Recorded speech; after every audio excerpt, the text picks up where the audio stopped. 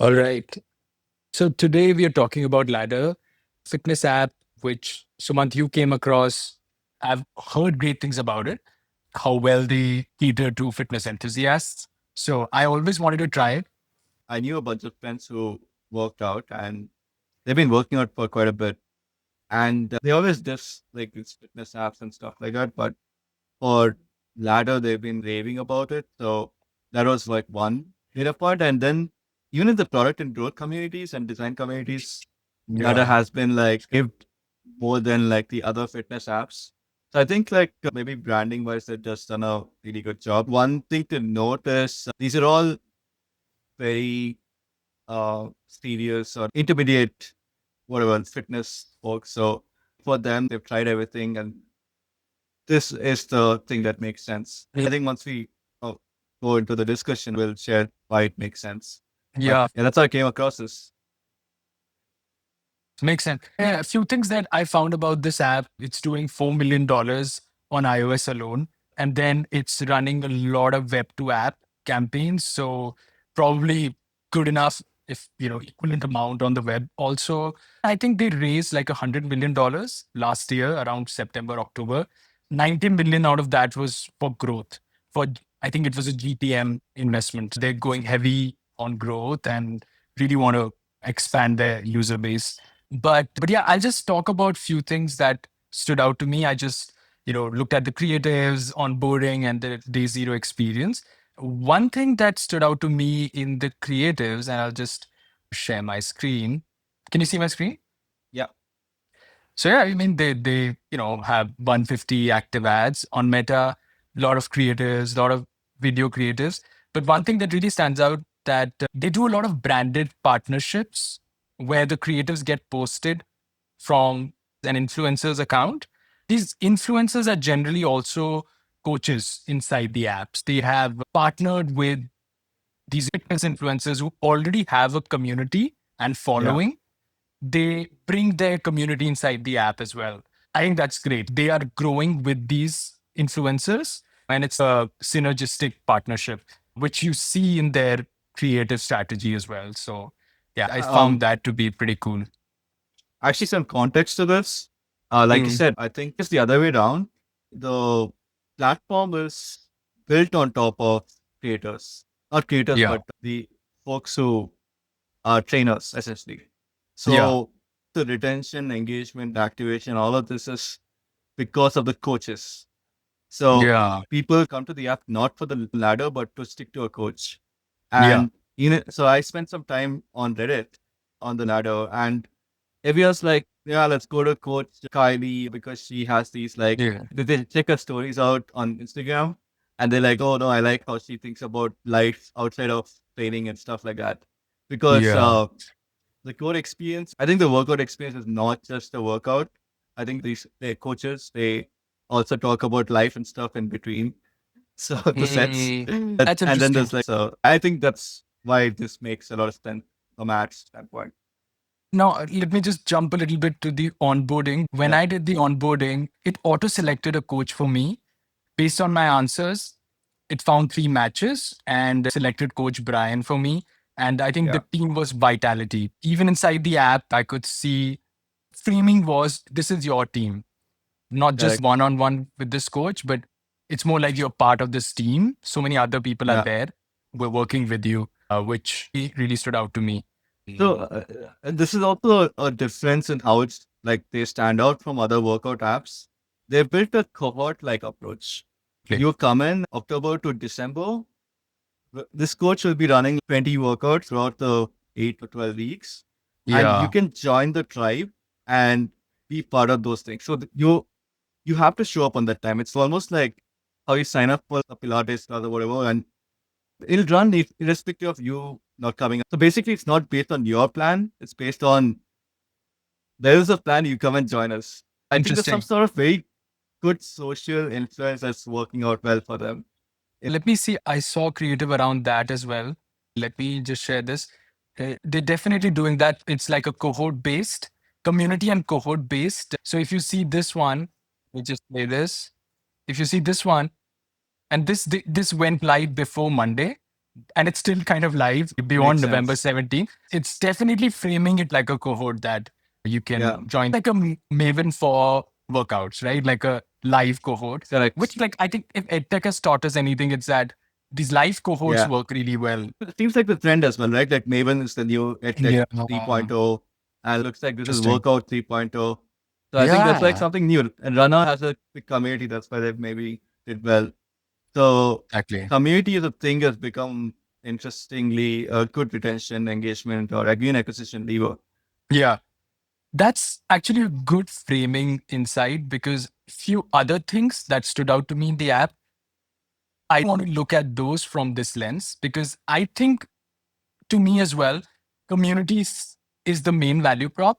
And then other things, other decisions they've taken, I Mm. understand them better given this Because framing. For example, one thing that stood out to me in both the creatives and the onboarding is the free trial. Like they have a free trial and there isn't any credit card required. And they mentioned yeah, this in the creatives as well, like start your 7-day free trial, no credit card required.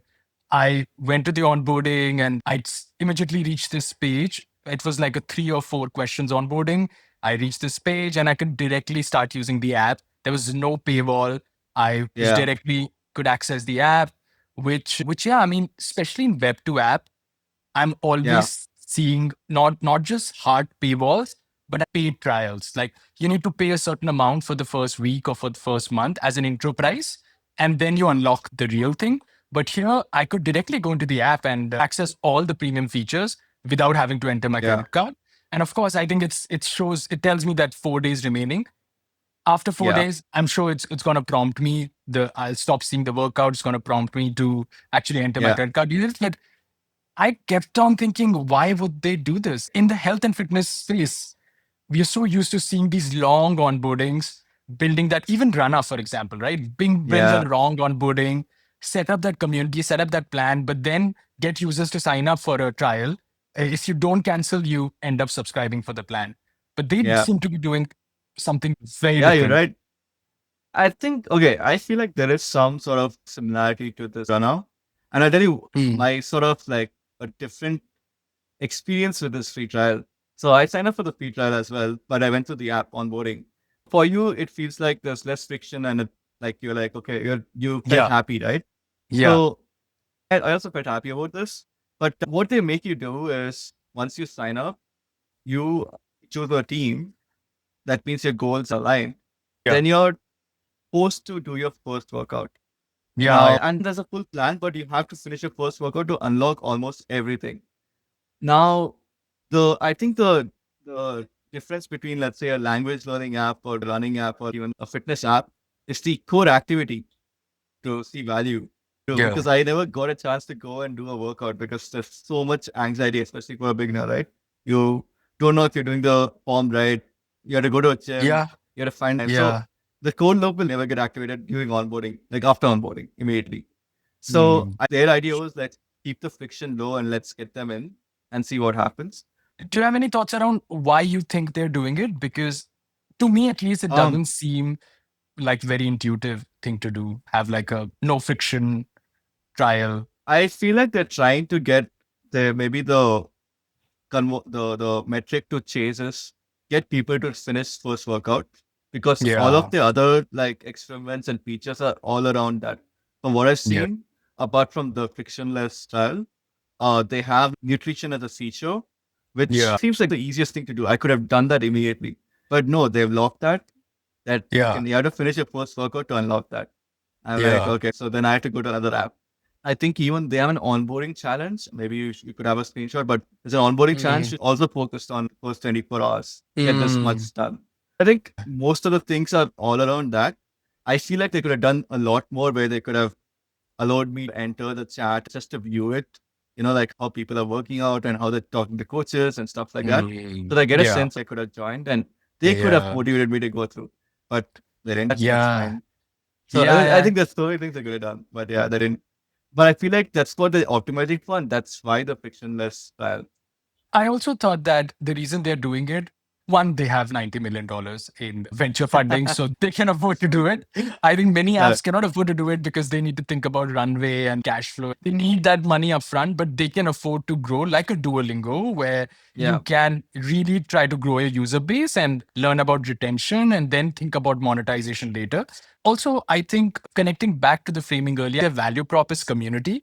The community would only work if you seed it with a certain number of users. So you need that low amount of friction. A lot of users come into the app, as you said, optimize for workout, first workout completed. And then you have a community and they nudge you after the first workout to participate in the community. They show you the ladder wall and others who have just completed the first workout and they nudge you to take a picture and share it. Then all of this unlocks, right? Like the chat unlocks for you, nutrition, what you mentioned earlier, nutrition feature unlocks, which has its own onboarding. Really thought about this from the community lens. You need low friction so you can get a lot of people into the community. So it feels alive. There is a lot of chat and chatter in the community. You need some qualification as well because you don't want to flood the community with low intent people. You want some level of filter. At least those who've done the first workout, they have more incentive to participate and they won't ask random questions. They will be more engaged with the other users. Yeah. I feel like it could be a like variation of this hypothesis. It's more like if you finish your first workout, we have a very good chance of you converting to like a paid. Yeah. Every time I go to a gym, I'll be like, no way I'm paying a trainer. No way I'm gonna pay one, right? Yeah. But Yeah. there's something about being a real person, and then you're like, okay, seems like this dude knows me, and this seems like this dude I can work out with, and then you can't say no to them. Like in the sense, you'll be like, sure, let me just do 10 workouts with them. So I feel like they're trying to approach it the same way. The coach is your trainer, the people around. And if they like, if you start doing at least like one day or like a couple of workouts, there's a very high conversion rate probably for the paid. So that's why they don't care. Yeah. Like the free trial, get them through the workout, 100% they're going to get through this. That's what they're thinking at the moment. Let me just open the app and see how the chat looks like. I'm in the Thrive team right now. Let me. Have you done a workout, by the way? I just skipped through it. It's for the, not like it's for the podcast. I did this for the part. It seems like high friction, but you can just see the content. You can see what are the different exercises that this app is trying to guide me through. There are apps that actually require you to record a video or screen share. It's Stuff not like that. About this on Reddit, it's some of the coaches really know when you're making a mistake, even if they're not seeing you. When you're going to do this move, you will make this mistake. So they have in-ear feedback, not feedback, but in-ear like coaching. So they are like some users were like, these guys were on point. These guys were really like this coach really knows what you're doing, get you through it. So I think like there's some very interestingly designed lessons or whatever the training stuff that they've done, which is really helping them. The code loop itself is like retentive at this point. One thing I noticed in the first workout session, the scaffolding was definitely there. It seemed very easy to do. Even the number of reps and the weights, your flexibility in what weights you choose, but the reps looked very simple. I think that's good because it should seem like an easy thing to do. Oh, one more thing I want to point out. I think in onboarding, usually we have like 5 screens asking them a few questions. Here it starts off with a coach introducing you or saying hi to you. Yeah. So that's a very interesting onboarding. I'm not sure how the final screen looks like, but I'm guessing the coach also congrats you for the first workout and etc. and asks you to come back. So I'm actually running a interesting experiment around this, where I'm using this for onboarding for one of the apps I'm working with.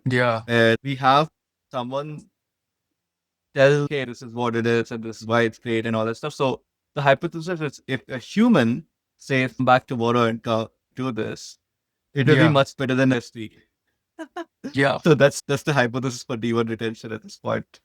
I think that's definitely happening here. As you said earlier, right? The app is just a platform. Ultimately, it's your relationship with your coach and your relationship with the team over time, right? Like you'll see other people's progress and you would not want to disappoint the coach. You don't want to disappoint your team members also.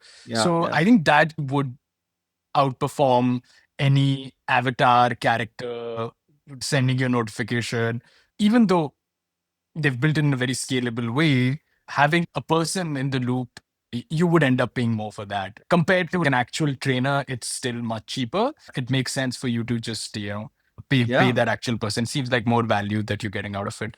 So yeah, I think 100%. I think it does make some sense. I would still see if over time they change this strategy, if they've acquired a certain number of users and then want to add a little bit more friction, Yeah, expose them to the trial early on, maybe even try to solve the problem you highlighted. Like, okay, you can give them community.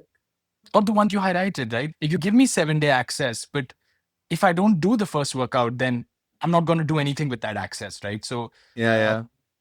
how can you make somebody who downloaded the app actually use the premium features Mm-mm. um, And without especially for having, the, yeah, I think that the problem is that core activity is so hard to do. There's yeah, so much friction.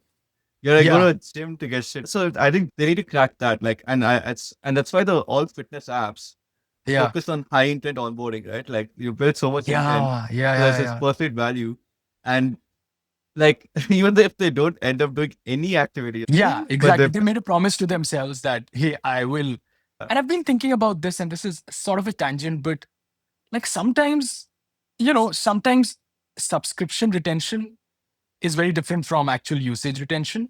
Like hundred sometimes percent. you'll make a promise to yourself and continue subscribing. Like for me, that's Claude. I've subscribed to Claude and I don't use it that much. But I know the day I need great Yeah, copywriting, I go to Claude and it'll not disappoint me. yeah, And those days are less, but I would still happily keep the subscription. Or I'll keep a Netflix subscription and yeah, not watch anything for a long time. But I know the day a series I like drops, yeah. I'd go for that. So that's like the low intent fitness business Correct, model. But I think correct. Ladder, at least for now, is in the high intent segment where the target users all have easy access to a gym, easy access to equipment. They're happy to continue finding more of such users and solving for them. But I think at some point Yeah, they would want to really think about how do we get users to do that first workout. Probably right now, the conversion is yeah, pretty high from download to doing the correct. first workout. So they don't want to solve that problem. But as they grow even Yeah, more, probably that metric will become important. And then you might yeah, want to do things like, okay, should we give a workout without any equipment?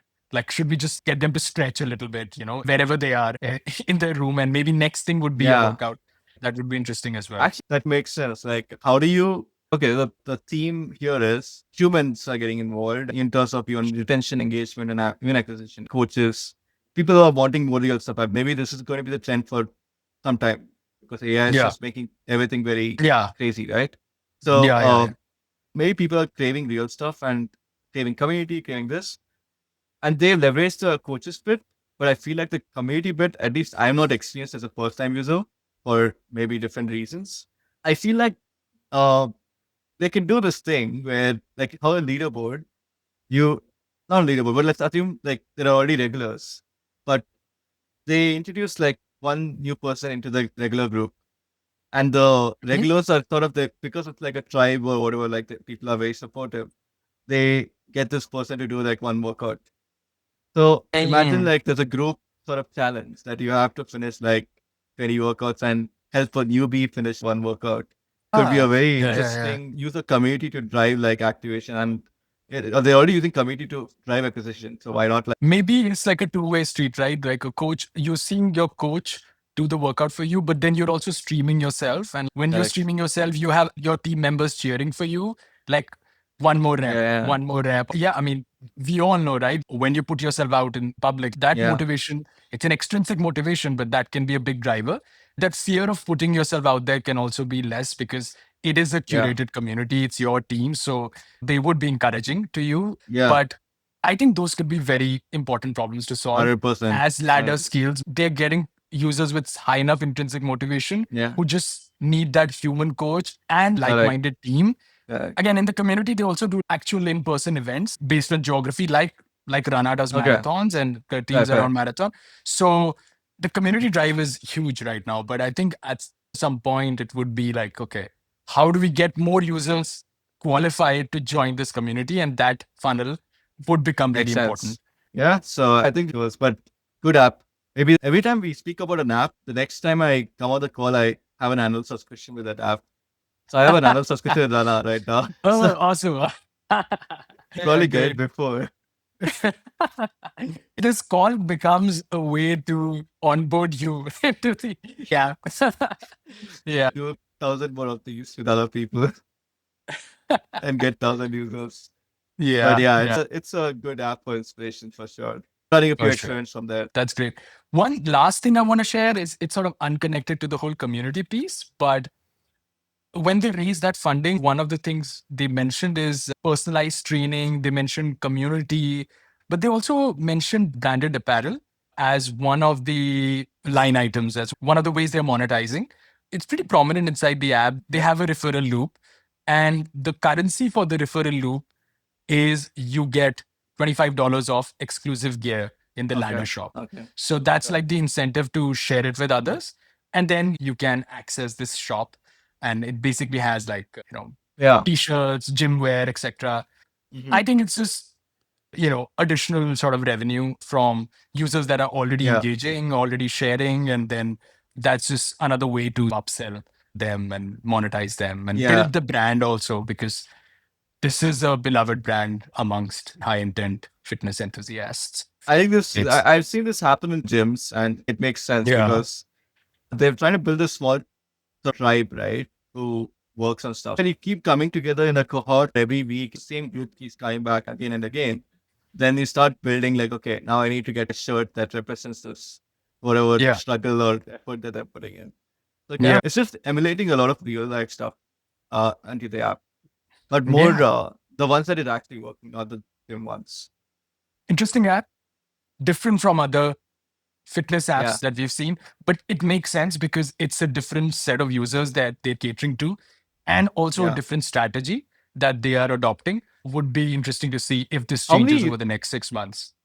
Yeah. how many users are we talking about? Like, is it 10 million, 1 million, 100? I'm unsure. I don't have the exact numbers, but like monthly Uh, downloads is like around 100K. So okay, on iOS, that's okay. just directional data, but That they've been around supports your for a point. while.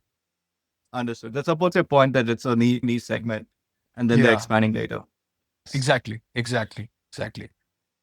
Great. Amazing. Awesome. Awesome. Yeah.